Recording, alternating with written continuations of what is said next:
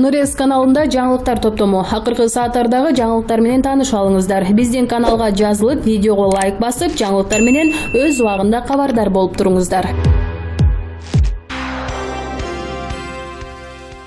Белгилүү спортчу кикбоксинг боюнча дүйнө чемпиону жана Азия чемпиону Авазбек Аманбеков өлкө башчысына кайрылды. Кайрылуусун спортчу өзүнүн социалдык тармактагы баракчасына жүктөгөн. Ал өз сөзүндө 20 жылдан бери Кыргыз өлкөсүнүн желегин желбиретип, көптөгөн беделдүү мелдештерди, байгелүү орундарды ээлеп келгендигин, бирок анын эмгеги мамлекет тарабынан бааланбай жатканын баса белгилеген. Ошондой эле ал жогорку жактан менин сөзүмдү сүйлөп, жеңишимди жеткире айтып турган ак көйнөк кийген галстукчан агам байкем тайкем болбогон соң алмабыш оозума түш деп жата бербей демилгени өз колума алып өзүм эле айтайын деп чечтим. Улуттук олимпиадалык эмес деп бөлүп жарбастан мээнет бар жерде ийгилик бар демекчи. Жасалган мээнетимди баалап, көңүлүмдү алар деген үмүт менен бул кайрылууну жасадым деп билдирген. Авазбек Аманбеков Азия оюндарынын Азия чемпиондугунун жеңүүчүсү. Ушул жылы 36 күндүн ичинде кикбоксинг боюнча 2 дүйнө чемпиондугуна катышып, экөөнүндө тең алтын медаль тагынган.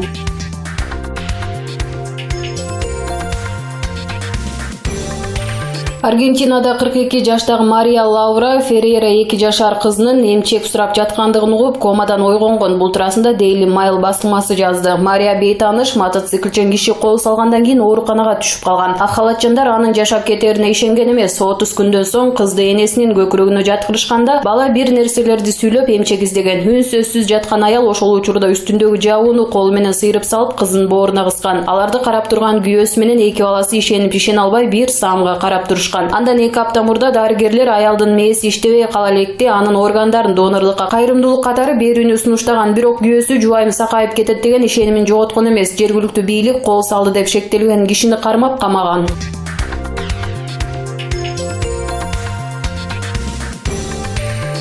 7 декабрда Бишкек Тору-Карч жолунда автокырсыкка кабылган Сокулук райондук ички иштер башкармалыгынын жетекчиси Максат Чойбеков кызматынан убактылуу бошотулду. Маалыматты Чүй облустук ички иштер башкармалыгынын басма сөз кызматынан кабарлады. Максат Чойбеков катышкан жол кырсыгы кылмыштардын жана жоруктардын бирдиктүү реестерине катталып, сотко чейинки өндүрүш иши ачылган. Бул окуяны толук жана объективдүү иликтөө үчүн чогултулган материалдар Чүй облустук ички иштер башкармалыгынын тергөө кызматына өткөрүлдү. Ал эми Сокулук райондук ички иштер башкармалыгынын жетекчиси Максат Чойбеков тергөө аяктаганга чейин кызматынан четтетилди. Тийиштүү медициналык, соттук жана соттук автотехникалык экспертизалар дайындалып, тергөө амалдары улантылууда. Бул факты Ички иштер министрлигинин көзөмөлүндө деп билдирди маалымат кызматынан. Окуянын чоо жайы 7 декабрда Бишкек Тору-Карч жолунда Сокулук райондук ички иштер башкармалыгынын жетекчиси Максат Чойбеков өзүнө тиешелүү Mercedes-Benz автоунаасы менен батыштан чыгышты көздөй бара жатып, каршы келе жаткан Mercedes Sprinter жүк ташуучу унаа менен кагышкан. Натыйжада жүк ташуучу унаанын айдоочусу Кант шаардык ооруканасынын жандандыруу бөлүмүндө оор абалда жатат. Андан тышкары Максат Чойбеков аталган ооруканага кайрылып, амбулатордук түрдө дарыланып кеткен.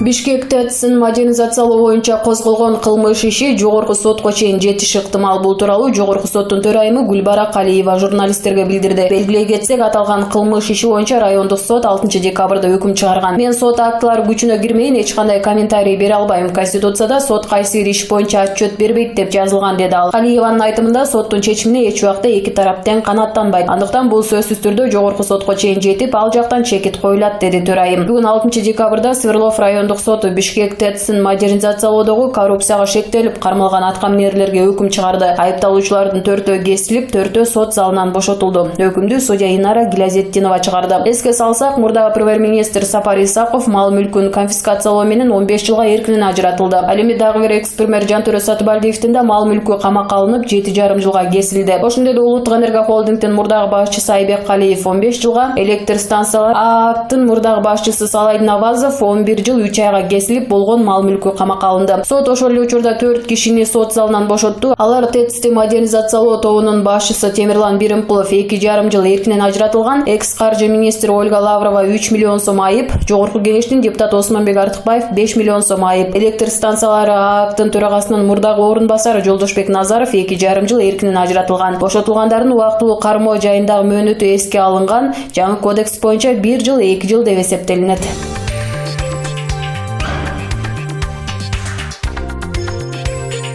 Бишкектин Ленин райондук сотунда мурдагы мэрлер Кубанычбек Кулматов жана Албек Ибраимовдун иши боюнча соттук жарыян уланууда. Соттук отурумда жарыш сөз жүрүп, прокурор Бишкек шаарынын экс-мэрлери Кубанычбек Кулматовго 15 жыл, ал эми Албек Ибраимовго 20 жыл абак мөөнөтүн сурады. Эске салсак, Кулматов Кытай берген акчага Бишкектин четиндеги Калыс Ордо конушунда мектепти курууга кеткен $2 миллион пайдаланууда жемкорлукка барган деп соттолууда. Ибраимовго Ысык көлдөгү күнөстүү жээк пансионатын сатууда мамлекетке 152 миллион сомдук зыян келтирген, Дастан ишканасын жетектеп турганда $270 миң өлчөмүндө мыйзамсыз сыяк алган жана Бишкектин түштүгүндөгү 5 гектар жерди мыйзамсыз бөлүп берүүгө тиешеси бар деген айыптар коюлган.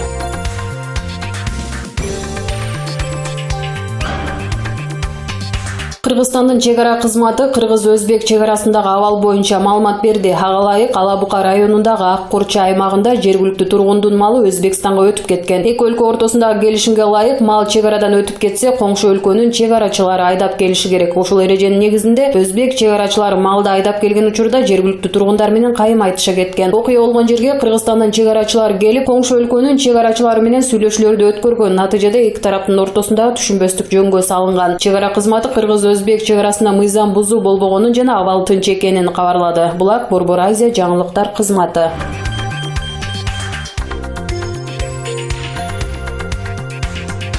Эмгек жана социалдык өнүгүү министрлигинин кызматкерлери ыктыярчылар менен бирге Бишкек шаарынын 8 жаңы конушуна текшерүү жүргүзгөн. Анын жүрүшүндө 404 баланын туулгандыгы тууралуу күбөлүгү жок экени аныкталды. Аталган министрликтин маалыматына ылайык, Акчар жаңы конушунда 172 бала күбөлүгү жок жүргөн. Адилет 24, Алтын Казык 58, Ак Ордо 3 32, Алато 3 24, Дордо 2 51, Калыс Ордо 25 жана Саркофаг 18 бала. Документи жок балдардын тизмеси мамлекеттик каттоо кызматына өткөрүлүп берилди. Эмгек жана социалдык өнүгүү министрлигинен эскерткендей, 2019 жылдын аягына чейин балдарды документтештирүү улуттук компаниясынын алкагында туулгандыгы тууралуу күбөлүгү жок жарандар жеңилдетилген түрдө документ алууга мүмкүнчүлүгү бар.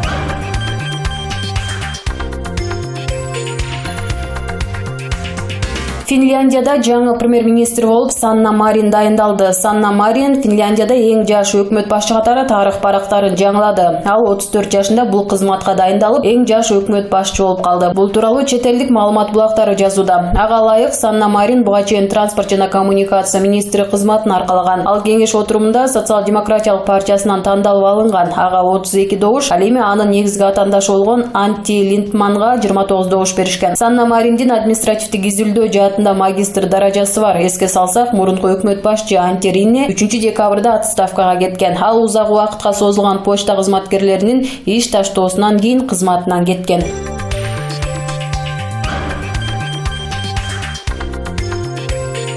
Кыргызстандын соттору батыштагы кээ бир кесиптештерине караганда жакшы жабдылган. Бул туурасында Жогорку соттун төрайымы Гүлбара Калиева журналисттерге айтып берди. Анын маалыматына караганда жарандар санариптештирүүнүн бир катар жыйынтыктарын көрүп жатышат. Аграгы иштер электрондук отчеттор автоматтык түрдө бөлүнөт. Андан сырткары соттук 80 зал, башкача айтканда өлкөдөгү залдын 3төн бирини видео жана аудио фиксация жасалган. Бул иштин ачыктыгын камсыздайт. Буга чейин соттор андай же мындай деген кеп сөздөр болгон, бирок кээде тараптардын өздөрүнөн да кетет. Эми алардын баары видеодон көрүнүп деди Калиева. Ал Кыргызстан сотторун батыштагы тагыраагы немис жана Австриядагы кесиптештер менен салыштырып, аларда мындай нерсе жок деди. Ошол өлкөлөрдүн экономикалык өнүгүүсүнө карабай алардан алдыга кеттик. Алардын судьясы өкүмдү диктофонго жазып, жардамчысы кагазга түшүрөт. Ал эми бизде аудио-видео фиксация бар деп кошумчалады ал. Бүгүн 9 декабрда Бишкекте сот системасынын 95 жылдыгына арналган салтанаттуу иш-чара өтүп жатат.